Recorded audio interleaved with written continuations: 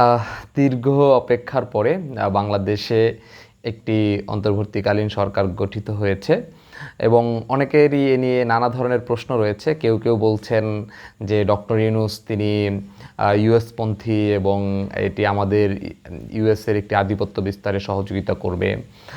কেউ কেউ বলছেন শিক্ষার্থীরা খুবই অযোগ্য এই পোস্টের জন্য। কেউ কেউ বলছেন এর মধ্যে কেউ কেউ আছেন যারা আওয়ামী লীগের সুবিধাভোগী ছিলেন। নানা ধরনের নানা জল্পনা কল্পনা তৈরি হয়েছে।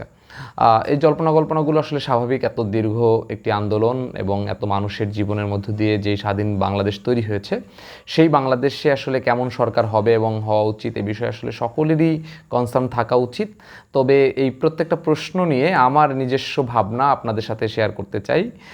প্রথমত, ডক্টর ইউনূস কেন্দ্রিক যেই ধরনের বিতর্কটা রয়েছে যে তিনি ইউএসপন্থী, তিনি অনেকে বলছেন তিনি সুদখোর, অনেকে বলছেন তিনি আসলে নিজে -2 ফর্মুলাতে ছিলেন। নানা ধরনের প্রশ্ন তিনি করেছেন। আমার কাছে মনে হয় যে এই মুহূর্তে কোনো একটি ফেরেশতাকেও যদি আসলে অন্তর্বর্তীকালীন সরকারের দায়িত্ব দেওয়া হতো, তারপরেও তাকে নিয়ে এই ধরনের বিতর্ক এবং নানা প্রশ্ন এবং নানা জল্পনা কল্পনা তৈরি হতো। কারো ভাল লাগতো না। হুজুররা তারপরে বলতো হুজুরদের মধ্যে থেকে একজনকে প্রধান করলে ভালো হতো।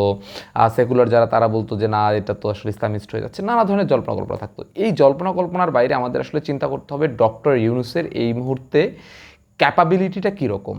আমরা বাংলাদেশ এই মুহূর্তে একটি সবচেয়ে ভালনারেবল পর্যায়ে রয়েছি, আবার গুছানোর জন্য বাধাহীনভাবে একটি প্রেক্ষাপট আমাদের জন্য রয়েছে। অর্থাৎ এই মুহূর্তে বাংলাদেশের মানুষজন খুব আন্তরিক, তারা রাস্তায় নেমে কাজ করতে চায়। আমাদের প্রবাসী ভাইয়েরা তারা আসলে বাংলাদেশের রেমিটেন্স বৈধ উপায়ে পাঠাতে চায়। নানাভাবে বাংলাদেশের মানুষের মধ্যে একটি আগ্রহ রয়েছে যে দেশটিকে তারা গুছাবে। তো এই গুছিয়ে নেওয়ার জন্য আমাদের একজন যোগ্য মানুষ দরকার। যোগ্যতার ভিত্তিতে যদি আমরা চিন্তা করি, তাহলে ডক্টর ইউনূস আমার পার্সোনাল ওপিনিয়ন, এবং এটা হয়তো অনেকেই অ্যাগ্রি করবেন, যে আসলে তিনি বেস্ট। কারণ তিনি পরীক্ষিত একজন অর্থনীতিবিদ। বাংলাদেশের এই মুহূর্তে অর্থনৈতিক অবস্থা স্বৈরশাসক আওয়ামী লীগ এবং শেখ হাসিনা যেই পর্যায়ে নিয়ে গেছে, যেই পরিমাণ দুর্নীতি এবং যেই পরিমাণ ইকোনমিক্যাল আনস্ট্যাবিলিটি তৈরি করেছে, এই মুহূর্তে আমাদের সবচেয়ে বেশি গুরুত্বপূর্ণ হচ্ছে মানুষের অর্থনৈতিক ইনস্ট্যাবিলিটিটা আসলে দূর করা। তো আমার কাছে মনে হচ্ছে ডক্টর ইউনূস নিজে একজন অর্থনীতিবিদ এবং ইন্টারন্যাশনাল বিভিন্ন বিনিয়োগকারী সংস্থা, বিভিন্ন ব্যাংকগুলোর সাথে তার যেই পরিমাণে সম্পর্ক এবং তাকে যেই পরিমাণে ট্রাস্ট করে পুরো সারা বিশ্বের অর্থনৈতিক প্রতিষ্ঠানগুলো, সেই জায়গা থেকে আমার কাছে মনে হয় যে ডক্টর ইউনূসের কোনো বিকল্প এই মুহূর্তে আসলে বাংলাদেশের সরকার, তত্ত্বাবধায়ক সরকার প্রধান হতে পারে না। আমি বলছি না যে আসলে তার থেকে কোনো ভালো নেই, অনেকেই হয়তো তার থেকে ভালো হইতে পারতো, বাট আমার কাছে মনে হচ্ছে যেটা হয়েছে এটা এই মুহূর্তে বেস্ট হয়েছে। দ্বিতীয় একটি যে জায়গা ছিল সেটি হচ্ছে আমাদের পার্শ্ববর্তী রাষ্ট্র ভারত, বিশেষ করে দিল্লি আমাদের প্রতি বিরাগ আচরণ করার চেষ্টা করছে। তারা আমাদের ভিসা বন্ধ করে দিয়েছে, তারা আমাদের নানা ধরনের গুজব ছড়াচ্ছে বাংলাদেশের বিরুদ্ধে।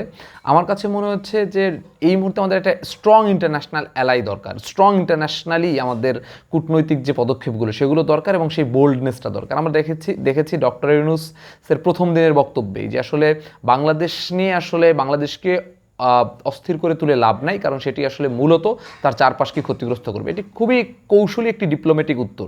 এটি সরাসরি বলে নাই যে আসলে আমরা তোমাদেরকেও আমরা ধ্বংস করে দিব, তোমাদেরকেও আমরা উত্তেজিত করে ফেলবো, ইত্যাদি ইত্যাদি। কিন্তু আবার এটিও বলেছে এটা আসলে এটির কনসিকুয়েন্স কিন্তু খুব ভালো না।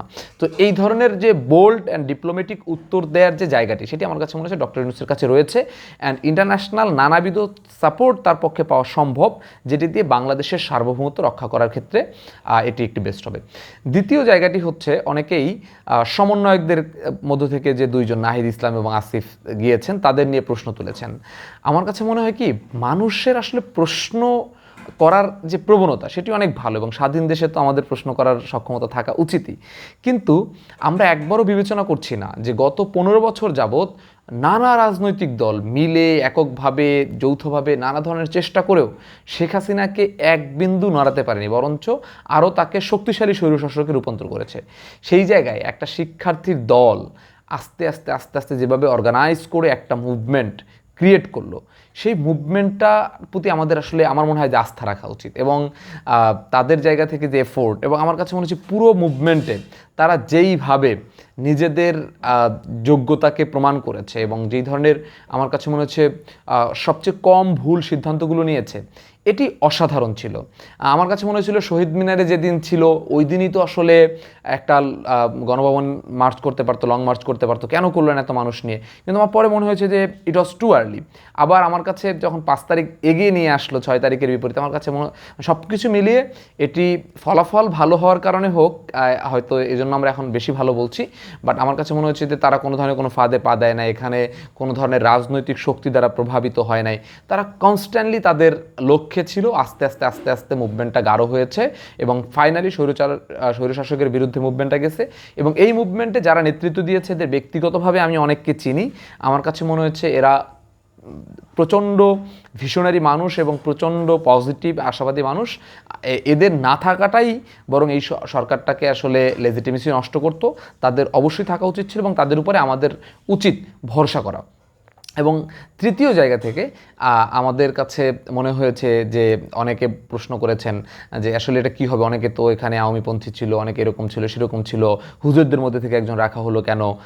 আমার কাছে মনে হয় কি যে সার্বিক বিবেচনায় তত্ত্বাবধায়ক অন্তর্বর্তীকালীন সরকারের যেই কনসেপ্টটা, সেই কনসেপ্টটার মধ্যে তো আসলে দেখা যাচ্ছে যে নানা মত ছিল, এটা নিয়ে নিশ্চয়ই আলোচনা হয়েছে, অনেক দেরিও হচ্ছিল।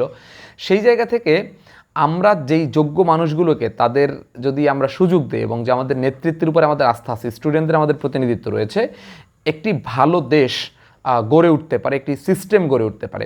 আমি এই কথাটি কেন কনফিডেন্টলি বলছি দেখেন, আপনারা নিশ্চয়ই ভিডিওটি দেখেছেন, শপথের ভিডিওটি। সেখানে আমি লক্ষ্য করেছি যে যেটা হয় যে মানুষ একটা রাষ্ট্র পরিচালনার দায়িত্ব পেলে বাংলাদেশের মতো কান্ট্রিতে যেটা হয় যে একটা উল্লাসের একটা আমেজ থাকে।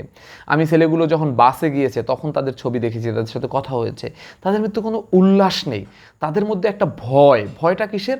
দায়িত্বের ভয়, যে আচ্ছা আমি এত বড় গুরু দায়িত্ব আমি পেলাম, আমার তো এটা পালন করতে হবে। তাদের মধ্যে একটা চিন্তা যে আসলে আমি কিভাবে পালন করব, এই উদ্বেগটা তাদের সবার চোখে মুখে আপনি দেখবেন। তাদের মধ্যে কিন্তু কোনো ধরনের উল্লাস নেই। ডক্টর ইউনূস এসে নেমেছেন, তিনি কিন্তু এসে বিজয়ের হাসি দেন নাই যে আসলে আমাকে, তার কিন্তু যথেষ্ট জায়গা ছিল শেখ হাসিনার প্রতি, আওয়ামী লীগের প্রতি ক্ষোভ প্রকাশ করার, কিন্তু তিনি কিন্তু তা করেননি। তিনি একটা পর্যায়ে গিয়ে আবু সাইদের কথা বলতে বলতে তিনি কেঁদে দিয়েছেন, তিনি চোখের পানি নিজেকে ধরে রাখতে পারেননি। তো আমার কাছে এই নানাবিধ দিক দেখে মনে হয়েছে যে আসলে তাদের মধ্যে একটা আন্তরিক প্রচেষ্টা রয়েছে যে কীভাবে এই দেশটিকে ভালো করা যায়। আমরা যদি নানাভাবে সমালোচনা করে তাদের এই জায়গাগুলো আমরা ভাঙন তৈরি করার চেষ্টা করি, যে ওই দল কেন রইল, ওই দলের সমর্থক কেন রইল, অনেকে মনে করছেন আসিফ নজরুল বিএনপিপন্থী, নানাবিধ, কিন্তু আমরা দেখেছি যে আসলে এই আন্দোলনে তার ভূমিকা কেমন। তো সব কিছু মিলিয়ে আমার কাছে মনে হয় যে আমরা এমন একটা সরকার পেয়েছি যাদের মধ্যে একটা ভীষণ ধরনের চিন্তা আছে এবং যারা সত্যিকার অর্থে দেশটাকে সংস্কার করতে চায়। এবং আমি জানি না তারা কী পরিমাণ সময় নেবে এবং কী পরিমাণ সময় নেওয়া উচিত, বাট আমার কাছে মনে হয় যে এটা হয়তো একটা লং টাইম নেওয়া উচিত না, কারণ তাদের একটা গণতান্ত্রিক প্রক্রিয়ার মধ্যে ফিরে আসা উচিত। তারা যেহেতু কেউই নির্বাচিত না, আবার তারা খুব দ্রুতই এটা ছেড়ে দেওয়া উচিত না যে আসলে তারা যে সংস্কারগুলোর দায়িত্ব নিয়েছেন। আমার কাছে মনে হয় যে বাংলাদেশের যে সমস্ত গুরুত্বপূর্ণ ক্রাইসিস রয়েছে, সংবিধানের যে সমস্ত ইনকনসিস্টেন্সি রয়েছে, বিভিন্ন সময় মানুষ স্বার্থে যেই সংশোধনগুলো করেছে, সেই জায়গাগুলোকে অ্যাড্রেস করে একটি সুন্দর একটি সিস্টেম দাঁড় করিয়ে দিয়েই আসলে এই অন্তর্বর্তীকালীন সরকারের যারা উপদেষ্টা রয়েছেন তারা তাদের দায়িত্ব ছাড়বেন এবং একটি সুষ্ঠু নির্বাচনের মধ্যে দিয়ে জনগণ যাকে চায়, আমরা চাই যদি জনগণ আওয়ামী লীগকে চায়, আওয়ামী লীগ আবার আসুক। এবং ডক্টর ইউনূসের আমার একটি কথা ভালো লেগেছে যে যারা ভুল করেছে তাদেরকেও আমাদের আহ্বান করতে হবে, তাদের সংশোধনের সুযোগ দিতে হবে এবং তাদেরকে নিয়ে একটি সুন্দর দেশ গড়ে তুলতে হবে। তো আমার কাছে মনে হচ্ছে যে তিনি বিদ্বেষ, হিংসা, প্রতিহিংসা পরায়ণতাকে রেখে নিজে আন্তরিকভাবে এই সরকারটি পরিচালনার দায়িত্ব নিয়েছেন। এবং আমি সবচেয়ে বেশি আশাবাদী এখানে সরাসরি আন্দোলনকারীরা রয়েছে, শিক্ষার্থীরা রয়েছে, তাদের মধ্য দিয়ে আমার মনে হয় যে একটা সুন্দর রাষ্ট্রের যে রূপরেখা সেটি তৈরি হতে পারে এবং সেই জায়গায় আমরা সবচেয়ে বেশি হেল্প করতে পারি জনগণ, আমরা সাধারণ মানুষ, আমরা যাদের কথা বলার সুযোগ আছে, সবাই আমরা পরামর্শ দিয়ে এবং আমাদের নিজেদের জায়গা থেকে সহযোগিতা করে একটি সুন্দর বাংলাদেশ করতে পারি। ধন্যবাদ।